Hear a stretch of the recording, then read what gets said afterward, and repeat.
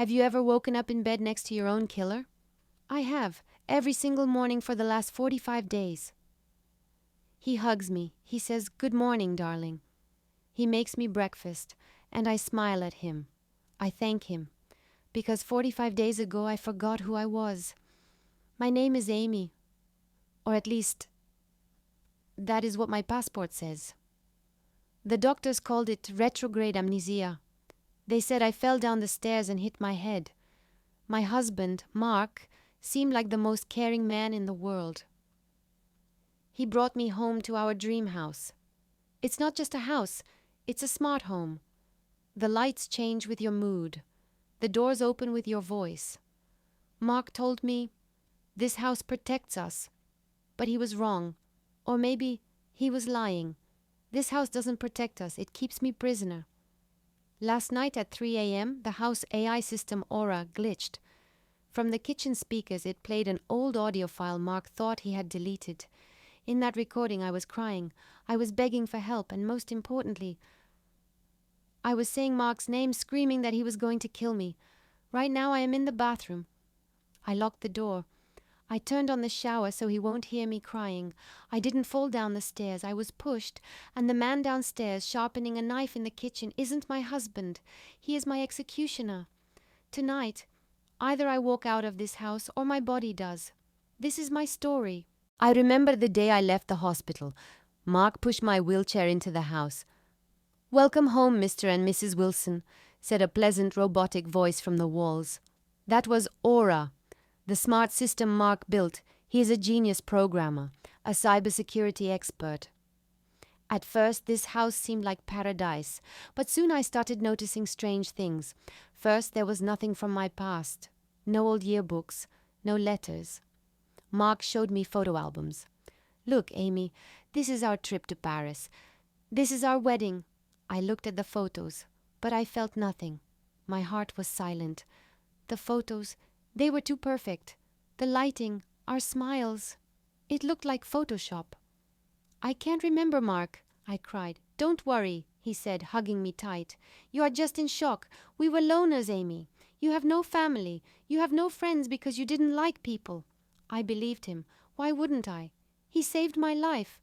But the house itself felt hostile. When I tried to go outside, the doors wouldn't open.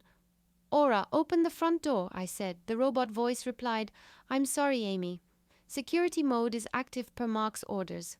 You are not allowed to leave." Mark explained it was for my safety.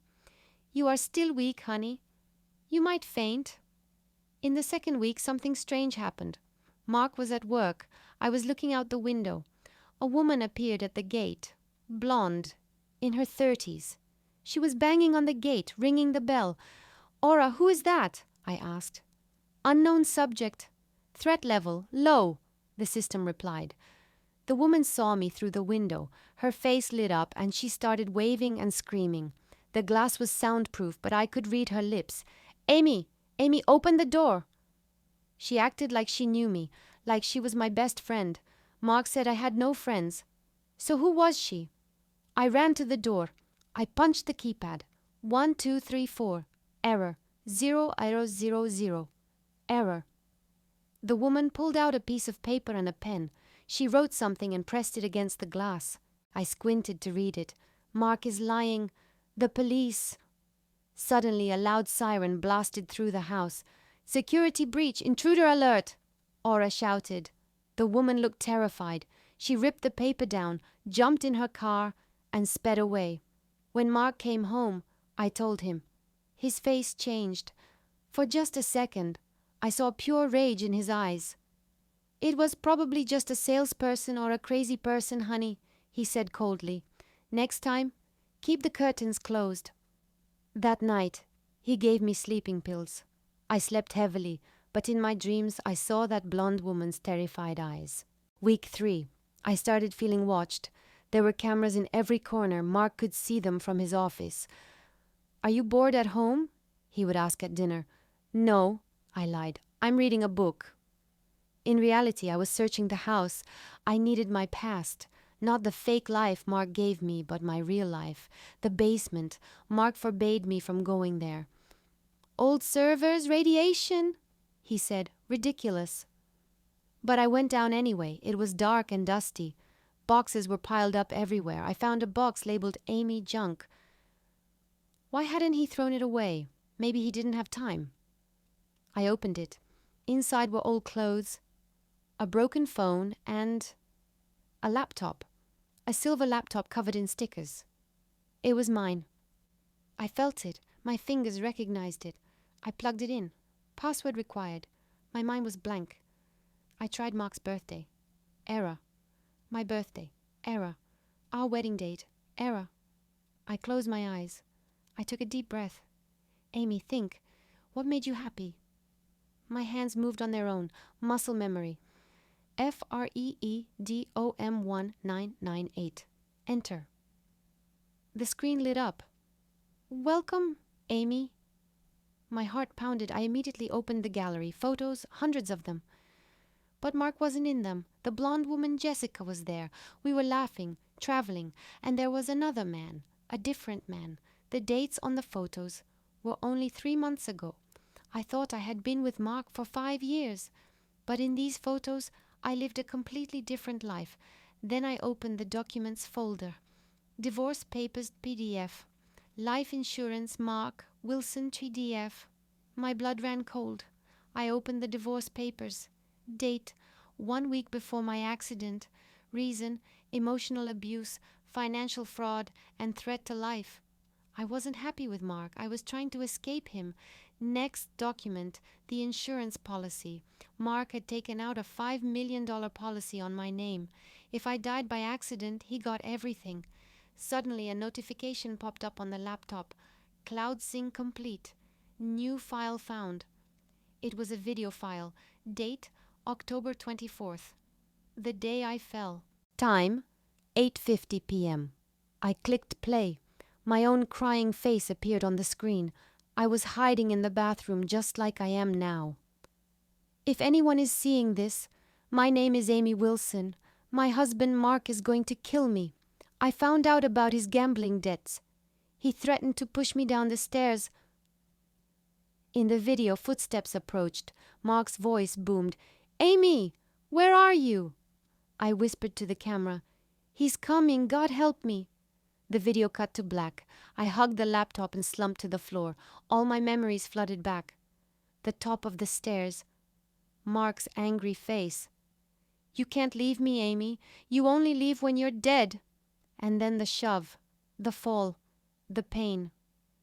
He thought I was dead. When he found out I survived in the hospital, he changed his plan. If he couldn't kill me, he would kill my memory. And he succeeded. Until today. It is 5:30 p.m. Mark will be home in an hour. I hid the laptop. I washed my face. I need a plan. If I call 911 now, Aura might block the signal. Mark monitors the phone lines. The doors are still locked. I am trapped. But I have one advantage. Mark doesn't know my memory is back. He still thinks he is coming home to the scared, obedient Amy. Mark walked in. "Hello, my queen," he said, holding flowers. I ran to him and hugged his neck. It was the most disgusting hug of my life. His cologne. It was the same smell as the day he pushed me. "Hello, darling." "I'm in a great mood today," I lied, smiling. Mark looked relieved. "Great, because tonight we have guests. My investors are coming over. We need to show them our perfect family." This was my chance. People. Witnesses. Mark dressed me up. He gave me an expensive dress. "You need to shine tonight, Amy. My future depends on these investors," he said, fixing his tie. "Of course, Mark. I even prepared a surprise for you," I said. "What surprise?" "You'll see at dinner a little video montage of our old memories." Mark laughed. "Oh, how romantic. You are the best wife." He had no idea what kind of memory I was talking about. 8 hours p.m. The guests arrived. 3 wealthy men and their wives. We sat around the large table. Mark was acting so arrogant. "This is my wife, Amy," he introduced me. "She had a terrible injury recently, but with my care she is back on her feet." Everyone applauded. "What a wonderful husband," the women said. I laughed internally. Wonderful husband, try wonderful murderer. Dinner was served.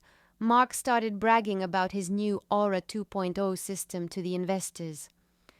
This system ensures total security. It sees everything. It hears everything, Mark said proudly.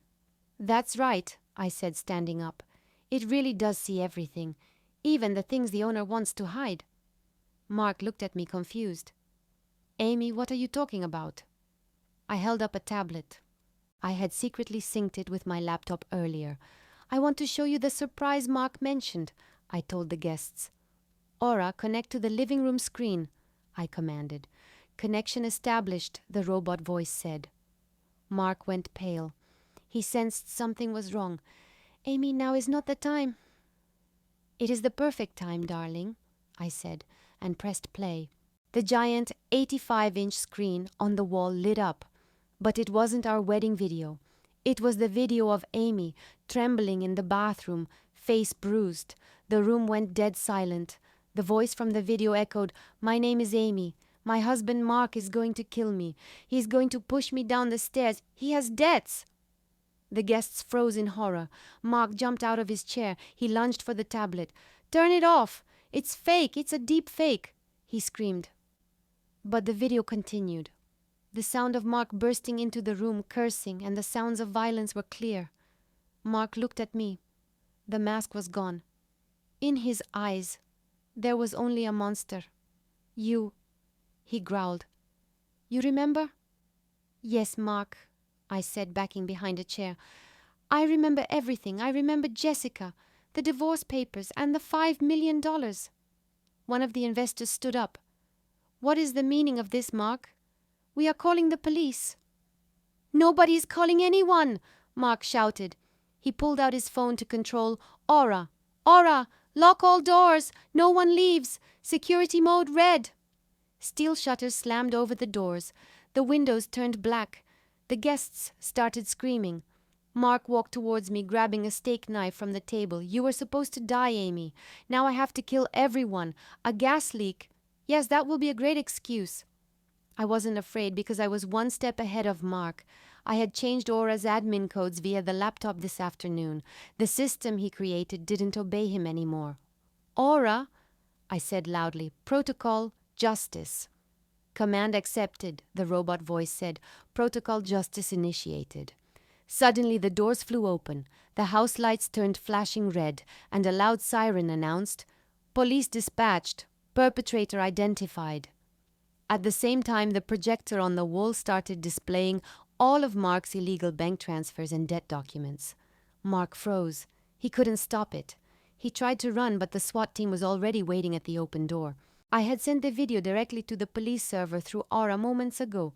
Mark was tackled to the ground. Handcuffs clicked. As they dragged him away, he looked at me. "I created you, Amy. Without me, you are nothing." I walked up to him. I looked him dead in the eye. "The Amy you created is dead, Mark. You pushed her down the stairs. The woman standing in front of you, this is your nightmare. Mark is in prison for life. His secrets are out. I sold the house. I got rid of that smart prison. Now I live in a small, simple apartment. There are no robots here, just me and my real memories. Sometimes I wake up at night feeling like I'm falling again, but then I look in the mirror and tell myself, you are alive, you remembered, and you won. This is twisted trust. The lesson is, technology can store your memories, but it can never delete the truth.